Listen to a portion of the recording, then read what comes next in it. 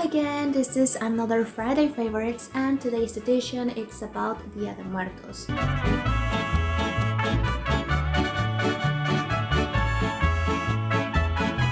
So I made a compilation of a few projects that represent or remind me of this beautiful Mexican tradition, and I hope that you like it.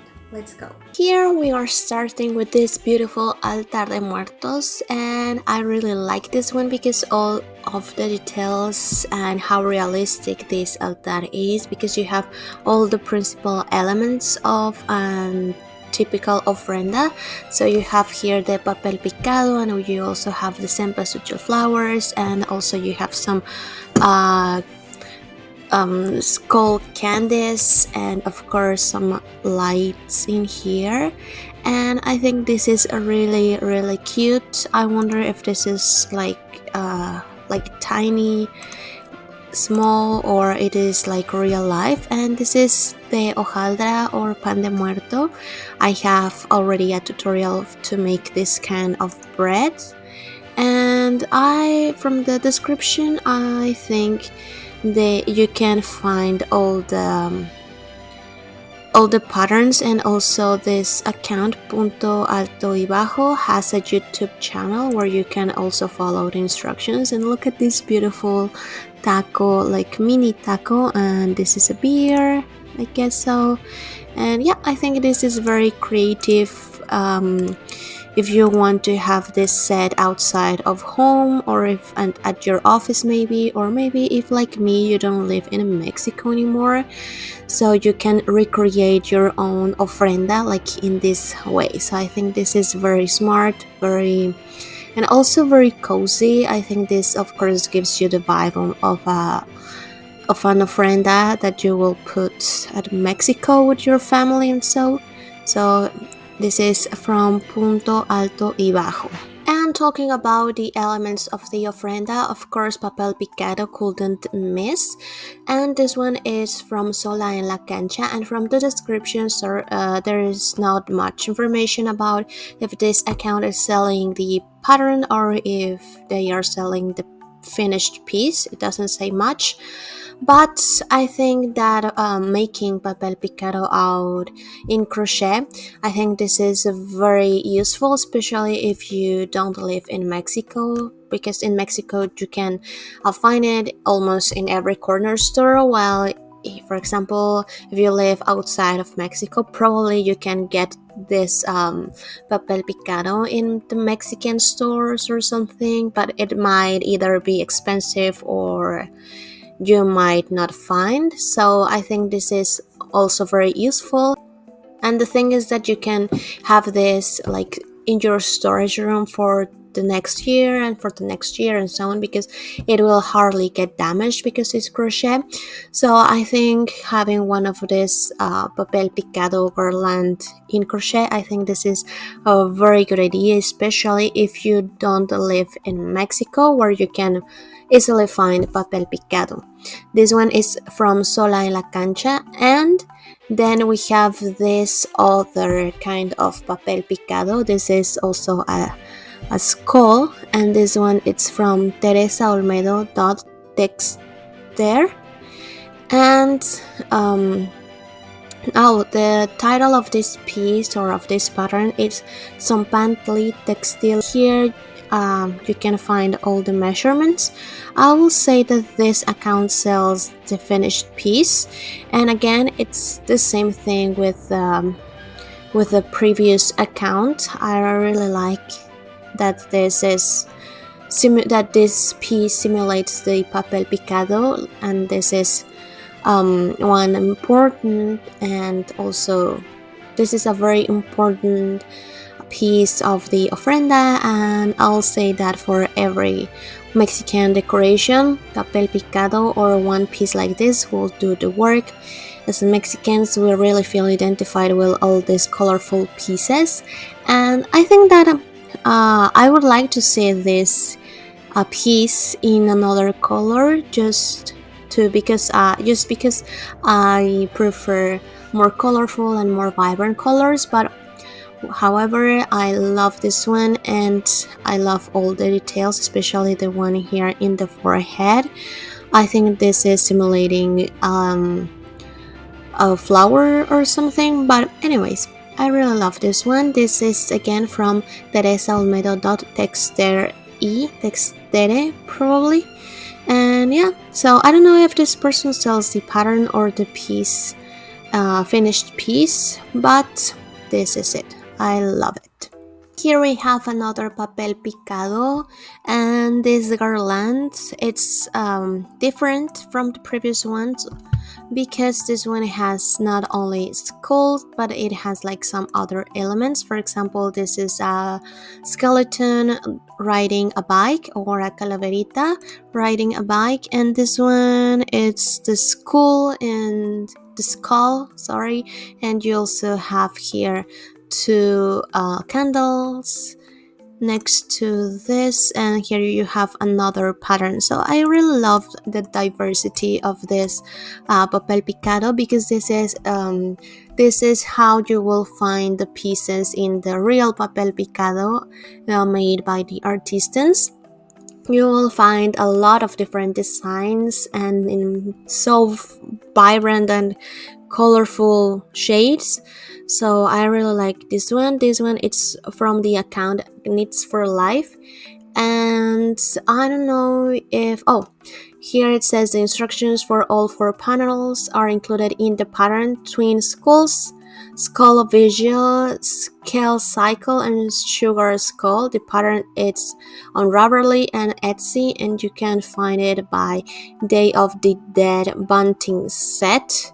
And yeah, I think this is very, very beautiful, especially because you have like 4 different designs, and yeah, all of this are like skeletons, skulls, and of course it it's part of the Mexican culture, and I really love this one of the skull riding a bike. I think this is very, very cute and very creative. So this one is from Knits for Life. What do you think? Which one is your favorite? I think, well, that one in a bike, it's my favorite, but also these are beautiful designs. This one is just one skull. This one is a skull with lights. This is my favorite. And you have here the skulls, the twin skulls, I think. The twin skulls, yes. So, which is your favorite? And also for the Ofrenda, we put skulls made out of candy, so candied skulls. And I think these ones are like keychains, so this must be like super mini. And here you have all the instructions for you to make your candy skulls. And I love all the details, and usually because like in the real candied skulls, you have all these details made out of candy and sugar, and here in this part there's like one like metallic foil where usually you can write your beloved name from the person who passed away, or also you can write your own name and just put it there. It doesn't mean that you are going to die soon or anything, it's just a tradition. So if you ever receive one of these candy at schools with your name, don't get it as a bad thing, but just as a gift, right? So this is part of the Mexican culture, and this one is from season.mx. And well, as you see here, you have the pattern. So if you get to make one of these keychains, the account says that please tag them so they can see your work. And yeah, I think this is very beautiful, especially because all of the details, and we cannot see here on the side, but I can see that it's maybe embroidered or something. And I love about the detail about the eyes, because in the real candied skulls, like, eyes are made out with petals, so you just see the eyes as a flowers, and this is it. So I really love this one. And here you have all the instructions for you to make your Calaverita de Azúcar. So here once again, this one is from season.mx. So skeletons are very traditional during the Day of the Dead, of course, but I really love all the details about this design because like, I don't know nowadays, but back in the days, like panaderos, like people who who produce and sell bread, will travel with the bread with a basket of bread, like holding in the head while riding a bike. So this was almost like an acrobat or something, because they could balance the heavy basket while riding a bike. So I think this is like the traditional way how people will sell their stuff, like mainly in the ancient neighborhoods. I remember as a child, like going visiting my grandma and seeing one of these panaderos, like traveling from one neighborhood to another like this. So I think this really brings me back to my childhood somehow, and I really love that this Pepe el Panadero is not only transporting some kind of bread, but they are transporting 𝒁𝓁𝓚 or pan de muerto, which is the typical bread that we have for celebrating or commemorating Día de Muertos. Call out to fluff sand things. Then if you would like to get this pattern, I think it's available on Etsy and Ravelry. And so this, continuing with the story of this bread, so this bread is called 𝒁𝓁𝓚 or pan de muerto, and of course I find some 𝒁𝓁𝓚 or pan de muerto made out in crochet. This one is from Crafty Valence, and I don't know if they have the pattern available or if they are selling the piece itself or just for fun. I have no idea, but look at this. This is so beautiful and so cute. So this bread represents the skeleton of the person who died, or of any person, and you will see these details, and they simulate like the bones, and this simulates the head. So this bread, it's only produced and consumed during these dates, probably October till the end, till November the 2nd, because this bread usually you have to put it in the ofrenda. And this bread, it's like very delicious because it has like this flour taste, flour and orange taste, because it in the recipe you have to put some orange zest and also blossom water or something like that. I don't remember the name of it, don't quote me on that. First, this inspired me to recreate my own pattern.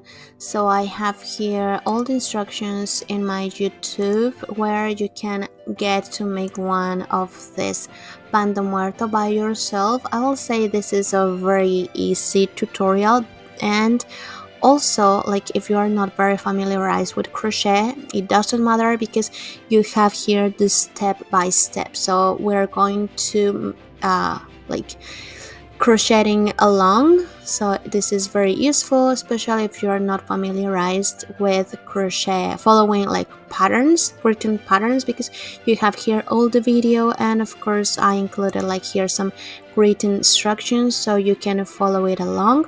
So you can see it's a very detailed video. You have here all the instructions, and we are going to following like together. So there is no way you cannot succeed this project this time.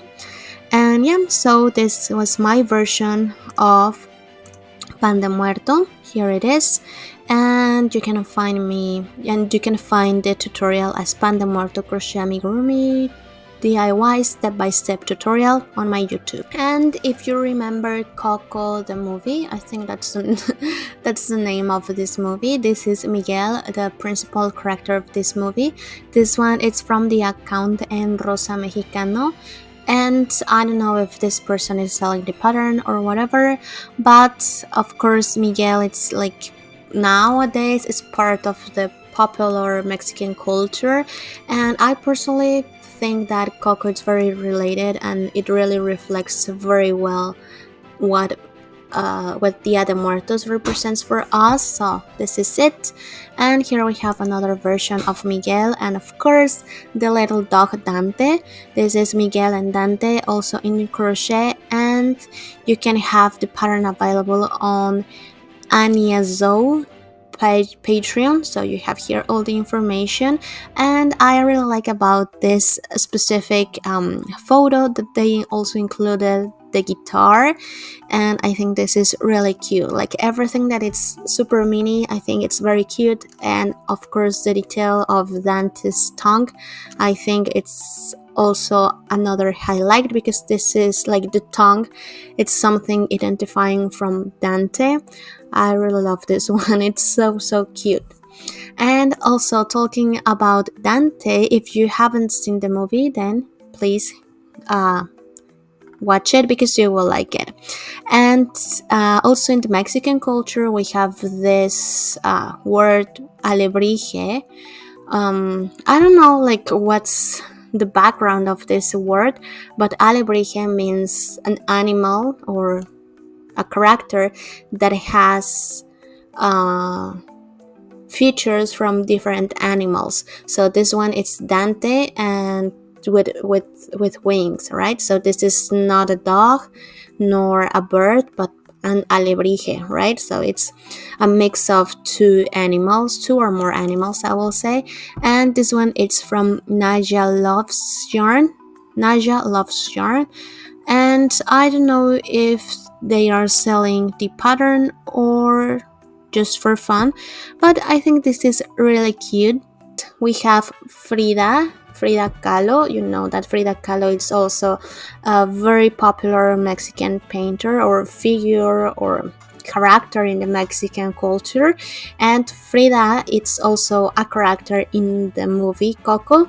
This one it's from the account 𝒁𝓿_crochet, and they sell the pattern in Spanish, and I don't know if they are selling also the figure or if the pattern is available in another languages. But anyways, I think this work it's very well done, and you can really tell it's Frida and not just a regular Katrina or a regular skull.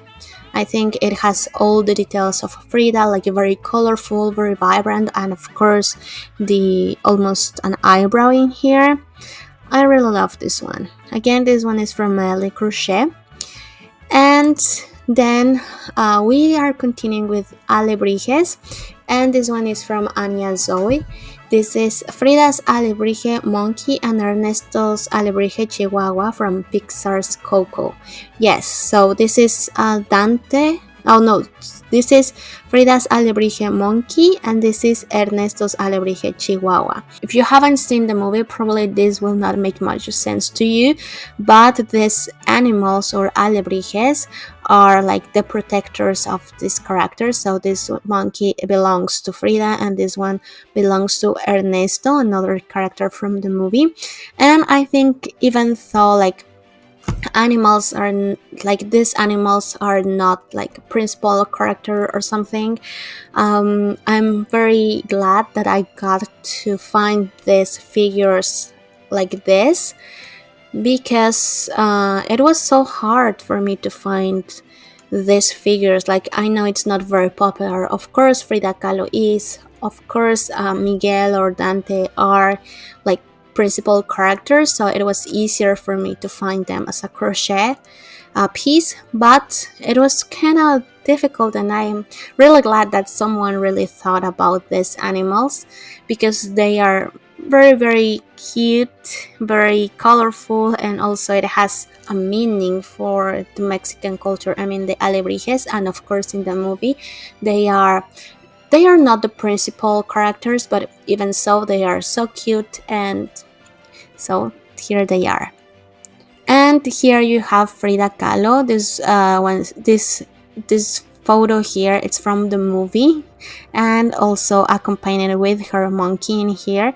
So here is a monkey in crochet, and I think this is really cute. And I'm glad that someone thought about this character, like the monkey, because even though it's not one of the principal characters, it is like a character, or it is a very fun character, and you know that they are mischievous, and yeah, so it adds a lot of fun to the movie. If you haven't watched it, please do so. This one is from Secret Blackbird, and I don't know if they are selling the pattern or if they are selling the whole piece. I'm not sure, but you know where to find it. And last but not least, we have this axolotl or ajolote calaverita, like one like skull axolotl. I don't know how to say it in English, but this is an ajolote, like a skull ajolote. This one is from Flor Enredadita, and I think they are selling the piece. I'm not sure if they are also selling the pattern, but you can always ask. And I really love this one, especially because ajolote, it became quite a popular animal, and I'm really proud of this because this is like 100% Mexican, and of course the name is it comes from an indigenous language. I think that the fact that they made it like skull, like as a skeleton or a skull uh, face, I think this is really cute, very ingenious. And yeah, I think this couldn't be more Mexican, right? Because the ajolote itself, it's already Mexican, and calaveritas and everything that has to do with Day of the Dead or Día de Muertos, of course it has to be Mexican. So I think this is Mexican 100%. And yeah, so this is very cute. And again, this one, it's from Flor Enredadita, and yeah, I hope that you like it. Alright, thank you so much for watching this video. Let me know which one is your favorite. Remember that I have a free pattern for you.